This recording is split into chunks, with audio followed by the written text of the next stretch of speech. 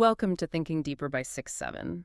Today, we are shattering the Hollywood image of exorcisms. I mean, forget the spinning heads, the pea soup, and the terrifying movie tropes of a priest arriving in the dead of night. As the resident expert on the show, I can confirm we are definitely leaving the horror movies behind today. Right. Instead, we are taking you back to a time when getting an exorcism was as mundane as going to the doctor for a migraine. And the reason? Ancient people believed demons were actual physical parasites made of matter. Stick around, because this deep dive changes everything you thought you knew about the supernatural. We are really looking at a complete paradigm shift today. The goal is to guide you through a world where the lines between science, magic, and religion, well, they simply did not exist. Exactly. And our mission today stems from a brilliant breakdown by the YouTube channel Religion for Breakfast. The video is titled Exorcism Ancient Medical Practice. We're going to explore how the ancient world viewed disease, the literal physical nature of spirits, and that incredibly blurry line between what we call medicine and what they called magic. It's a fascinating source. And to really grasp this, you, the listener, have to unlearn almost everything modern pop culture has taught you. Oh, absolutely. But real quick, before we get completely lost in the ancient world, if you like my channel, please subscribe and press the like button. Consider it a quick favor from you to us as we set out on today's mission. Okay, so you were saying about pop culture. Right, so when we hear the word exorcism today, it conjures up a very specific, extreme scenario. Like a helpless person, usually in a horror movie, contorting in perverse ways, tied to a bed. Always tied to a bed in a dark room. Always. Pop culture portrays it as this incredibly rare, dark, and highly secretive ritual. It's treated like the absolute nuclear option for a spiritual crisis.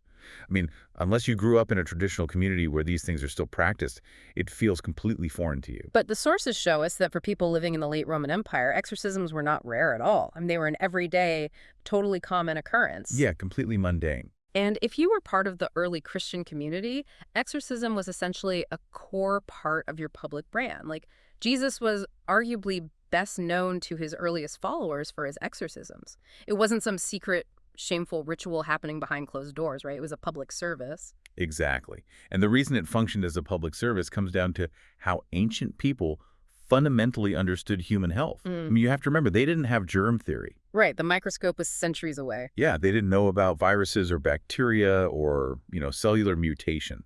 So if a person developed a migraine headache out of nowhere, the prevailing logic of the era dictated that a demon was responsible. A literal demon causing a headache. Yeah, or if a sudden tragedy occurred, like a previously healthy wife dying in childbirth, that catastrophic event was also attributed to demonic interference. The source mentions this fascinating ancient text called the Testament of Solomon, and it acts almost like a demonic encyclopedia. It actually lists demons as being responsible for things as mundane as like ear blockages and tonsil inflammation. Tonsil inflammation. Right.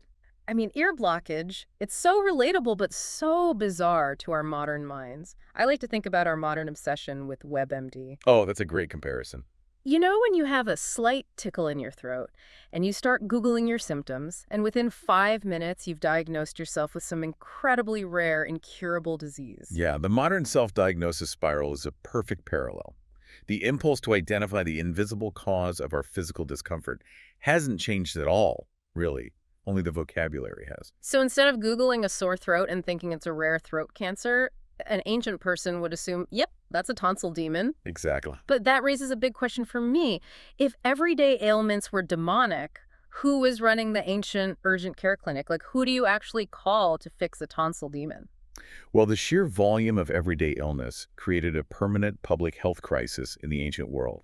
And whenever there is a chronic crisis, a market emerges to address it. Oh, of course. Supply and demand. All right, so an entire gig economy of ritual specialists sprang up across the Roman Empire. You didn't just have one designated town exorcist holding a monopoly. Right. You had holy men, local priests, and this vast network of freelance experts from pagan, Jewish, and Christian traditions, all offering their services and treatments.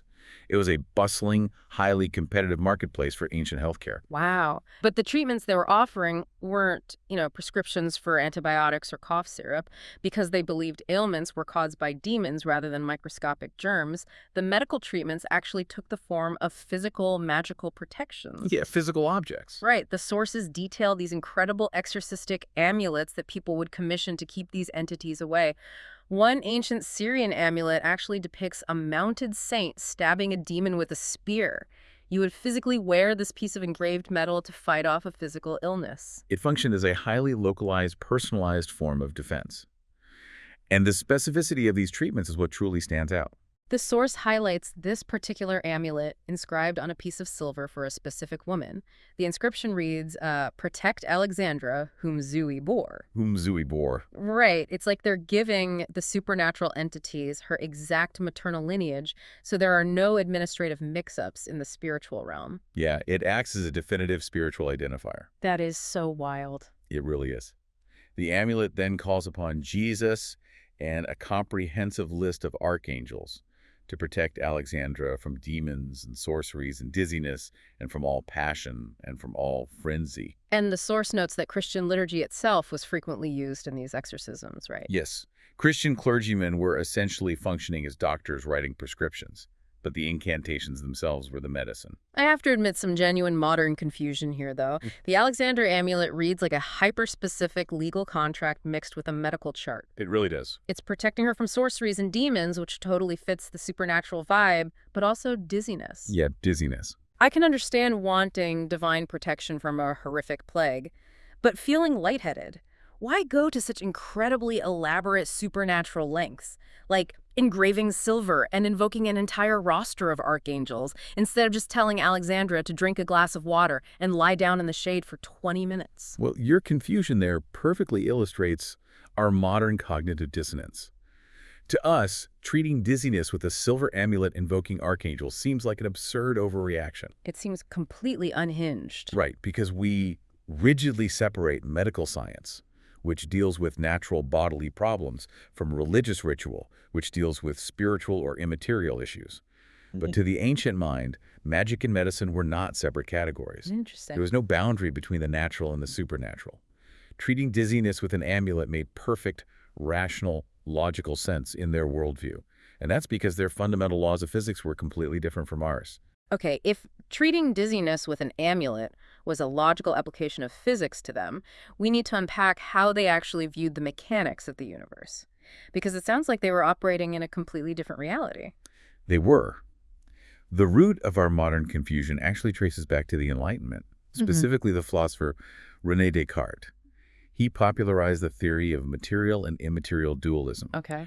Descartes argued that the material world, the physical stuff you can touch, measure, and weigh, is fundamentally distinct from the spiritual world, which is immaterial. Ah, the classic mind-body split.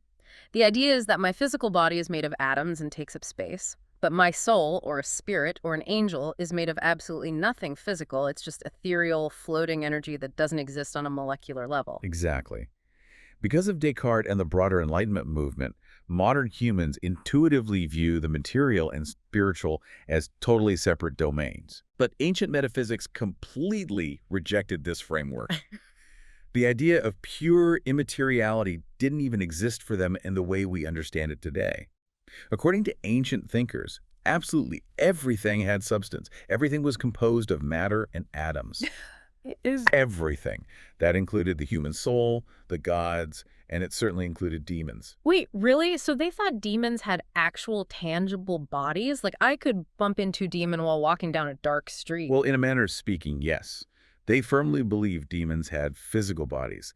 They didn't think these bodies were dense, heavy, and fleshy like human bodies, though. Okay, so what were they made of? The early Christian theologian Origen described a demon's body as a subtle thing, tenuous as a breath of air. It is matter, but it's very fine, very lightweight matter. But if a demon is made of this tenuous air-like matter, it still has physical properties. It still has to obey certain physical rules and interact with the physical world to survive, right? That is the crucial point, yes. The source mentions the late Roman philosopher Porphyry, who had a wild theory about how demons sustain themselves. He believed that demons actually fattened up their bodies, their corporeal pneumatic bodies, by eating the smoke of sacrificial victims. The smoke from the blood and flesh of pagan sacrifices gave them actual physical nourishment. We should define pneumatic here, actually, as it's crucial to understanding their science. The word comes from pneuma, an ancient Greek concept meaning breath or spirit. Right. But critically, pneuma wasn't a metaphor. It was considered a very fine, invisible physical substance. So when Porphyry talks about demons having pneumatic bodies, he means they are physically constructed out of this breath-like matter. Wow. And as physical organisms, they required actual sustenance.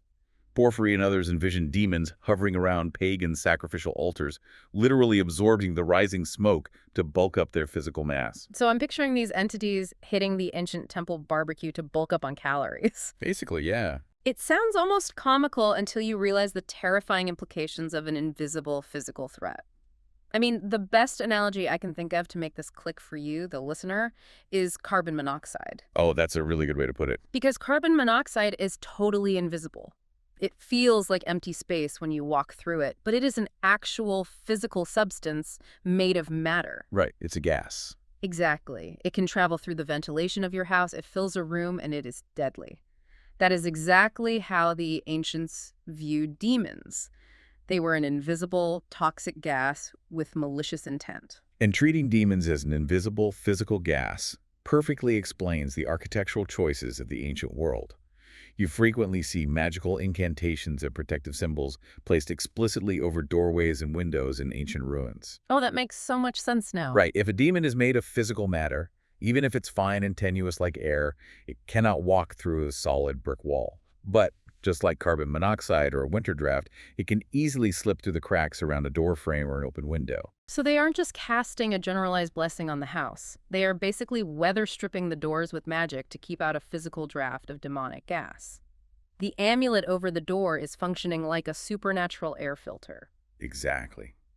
And following the physics of this worldview leads us to a much darker understanding of human affliction. If demons are physical entities acting like invisible gases, then possession is not a spiritual hijacking of your consciousness.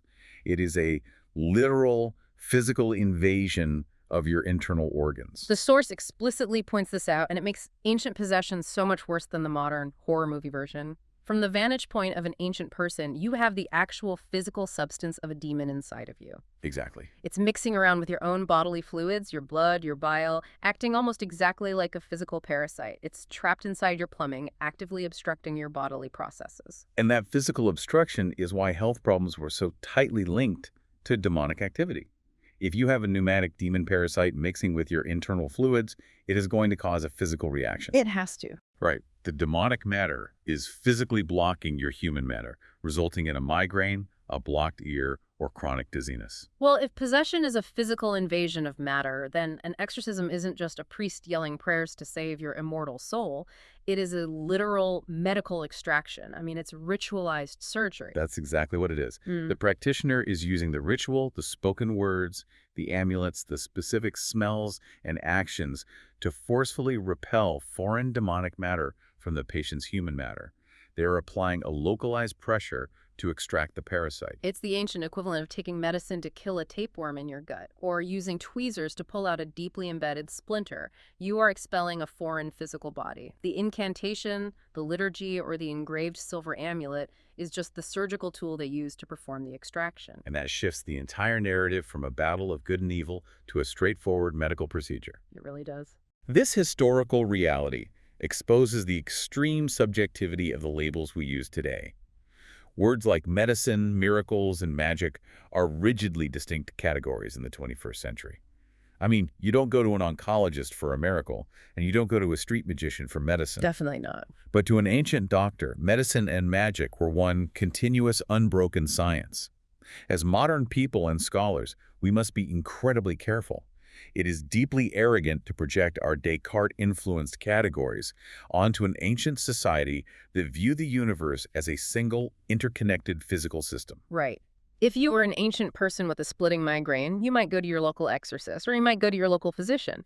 And there is a very good chance they were the exact same person, offering the exact same service. A surgical extraction of a physical smoke-eating parasite. It's a completely different way of living. We started this deep dive talking about scary movie tropes, the spinning heads, the spiritual warfare in dark bedrooms, and we've ended up realizing that an exorcism for a headache wasn't primitive superstition at all. It was highly logical, ancient healthcare.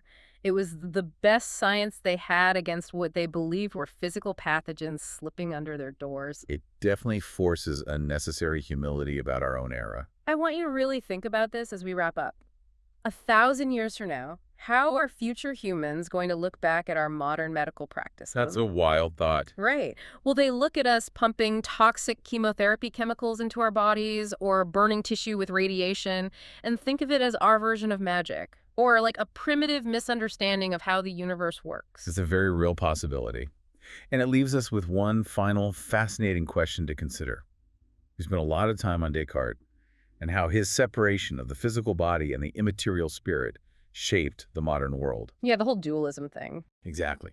But today, modern neuroscience is increasingly suggesting that our consciousness, our thoughts, our emotions, and perhaps even what we colloquially call our souls, are just the result of purely physical, chemical, and electrical reactions in the brain.